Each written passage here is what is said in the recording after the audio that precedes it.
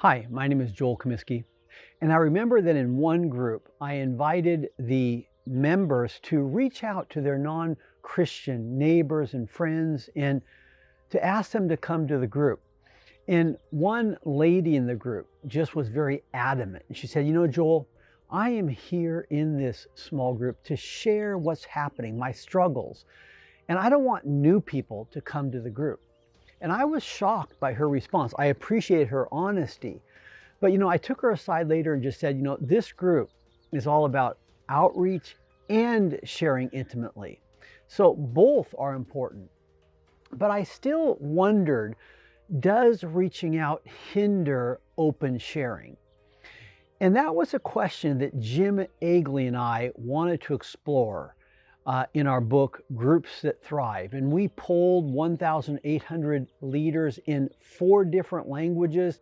One of the questions was, how much do you share your struggles? What's happening in your life? And then we correlated that between open groups versus closed groups. Did closed groups engender more open sharing? And we found just the opposite. We found that groups that were reaching out actually had more open sharing, more intimacy, more transparency. You can see that in the graph there.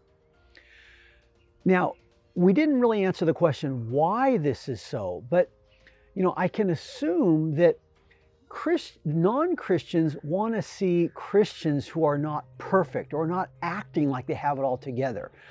They are attracted to groups of people where there's open sharing, where they can see Christians' lives just as they are.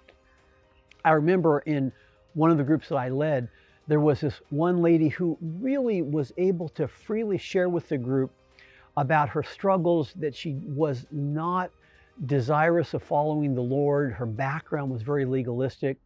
And so one night I shared 15 minutes of the Jesus video, and she'd actually cried out, "I'm confused." But we just loved her. She was accustomed just to sharing, and she knew she could share what was going on in her lives. And about 2 weeks later, she received Jesus with my wife. And she just continued with the group because it was a family to her. Eventually, she went through the equipping. She became a small group leader and continued to reach out. And that's the beauty of open sharing and evangelism. Now, what about worship in the small group? I remember in one seminar that I did, the pastor just said, "Joel, don't talk about worship. We don't do worship in our small groups." And I think what this pastor was talking about is true in many churches. And so Jim Agley and I explored whether worship hinders evangelism. Now we focused more on singing, and you can see the graph there. We were surprised that actually groups that are reaching out were far more effective when they included worship. That is, worship did not hinder evangelism. And that's the point that I'm trying to make here, is that, I think it's important to include worship because oftentimes non-Christians are in the group because they want to experience God. Let's not hide God from them. Let's let them experience God. Sally Morgenthaler, in her book, Worship Evangelism, talks about how the two are combined. Jesus did say, "If I be lifted up, if I'm lifted up, I will draw all men to myself." Now, he was talking about his death on the cross, but there's a real application.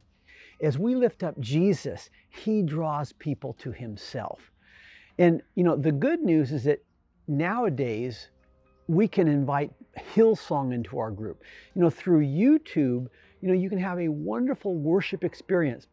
One counsel, though, make sure that everyone in the group can see the words, whether that's on a screen or whether you print out the words, because again, non-Christians don't know those words and they can feel very uncomfortable unless they can follow along. These findings have changed me because now I always worship in the small group and I'm not hindered when non-Christians are there. I know that they desire worship. Don't hide Jesus in your group. And I pray that our book, Groups That Thrive, would really help you to have more effective small groups. We have more surprises than just the two that I mentioned in this video. And I pray that you'd also take advantage of the resources on the JCG website. God bless you.